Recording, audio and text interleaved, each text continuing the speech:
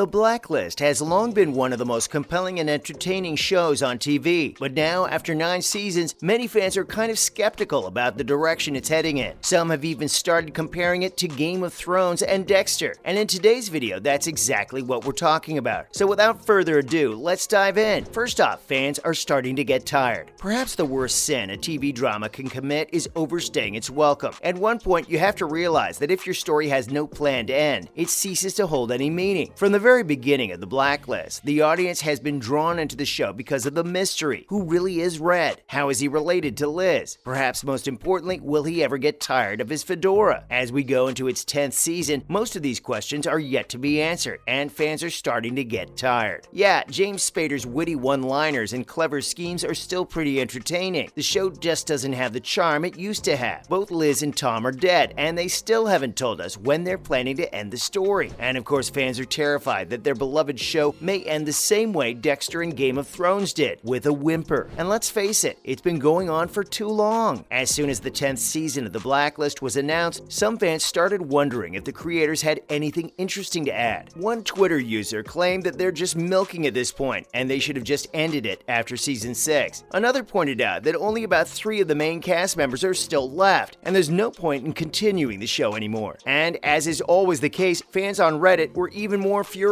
about it not having a foreseeable end. One user claimed that the fact that there is no final season announced means that it's only going to get worse from here on, and eventually pretty much everyone's going to lose interest. They added that once fans start to drop off, they're going to throw together some ending that satisfies just about no one, exactly like Game of Thrones and Dexter. Another fan said that the only reason fans are still tuning in is James Spader, and eventually they'll stop also. Next, the Liz-Red dynamic was the heart of the show. It doesn't matter how thrilling or fast-paced your story is, if fans don't care about the characters or their relationships, it won't matter. That's exactly what's going on here as well. While we're sure the writers are perfectly capable of coming up with entertaining storylines, the fact of the matter is that the heart of this series was always the Liz-Red dynamic. Now that Liz is gone, what's the point? Their interactions were easily the best part of every episode, and everyone was curious to see where their relationship was headed. She was just about as important as Red, and killing her off was a truly baffling decision. Their relationship was the whole story conceit, and her tragic death was understandably the final nail in the coffin for a lot of people. Of course, they're not going to bring her back from the dead, so the only logical thing to do here would be to